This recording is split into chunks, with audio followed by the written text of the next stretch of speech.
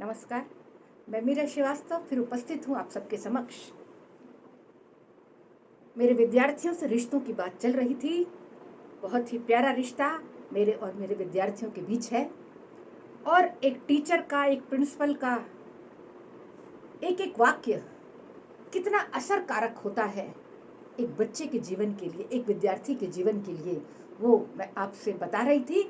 और एक घटना जो अभी कुछ ही दिन पहले, शायद लगभग 1 महीने पहले मेरे सामने आई, तो मुझे लगा कि मैं आप सबके साथ शेयर करूं कि आपका एक शब्द, एक वाक्य किसी के जिंदगी में कितना बड़ा महत्व रखता है। और मुझे खुशी हुई कि मैंने उसे ये समझाया और उसका जीवन बदल गया। 1 महीने पूर्व की घटना बता रही हूँ। चपरासी आया कि मैडम कोई आदमी आपसे मिलना चाहता है। मैंने कौन है बताया नहीं। बोले पता नहीं कौन है, बार बार अपना हाथ चूमता हुआ गेट से चला आ रहा है।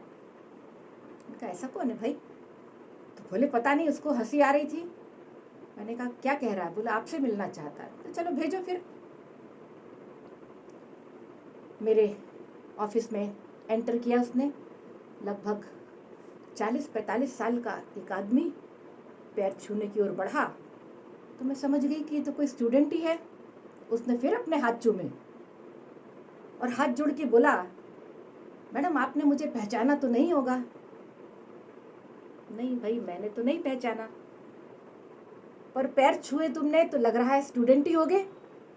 बोले हाँ मैडम, मैं कुछ वर्ष पहले, उसने बताया काफ़ी वर्ष पहले आपके यहाँ पढ़ता था।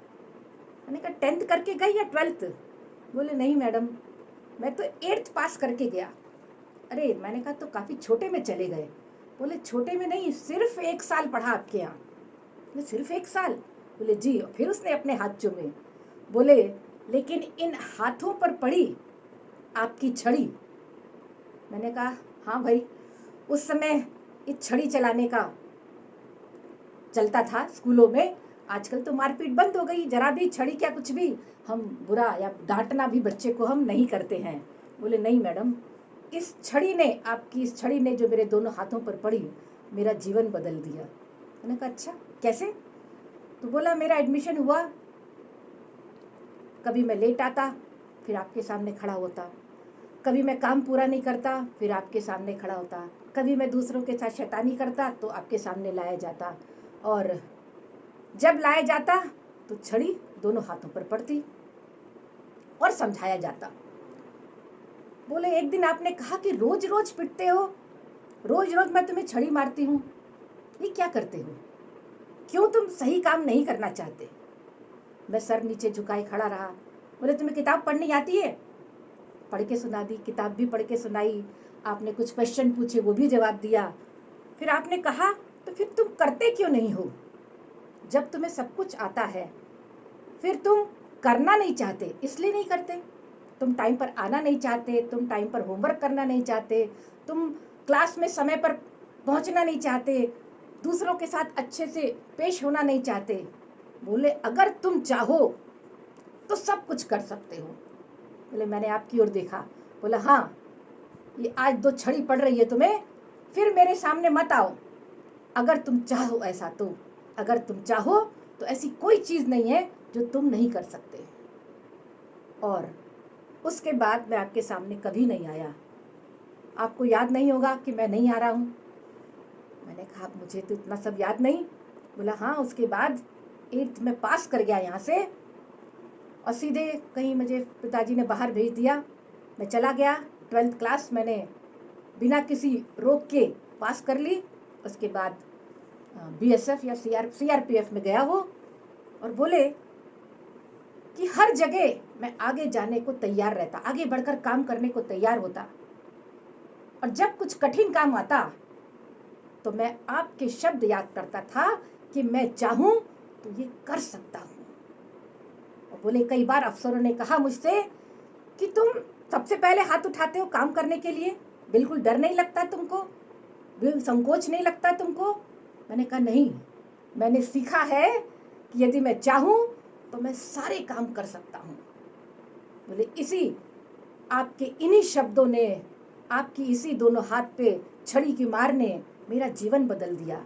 हर जगह मैंने आगे बढ़कर काम किया और सेना में बहुत मेडल जीते, बहुत ट्रॉफीज जीती और पैर में गोली लग गई, इसलिए मैं अनफिट हो गया और मैं सीआरपीएफ से वापस अपने गांव आ गया। तो मैंने कहा चलो भाई, अगर मैंने कुछ अच्छा तुम्हें सिखाया तो आज मुझे बहुत खुशी है कि मैं तुम्हें कुछ समझा पाई, कुछ करा पाई।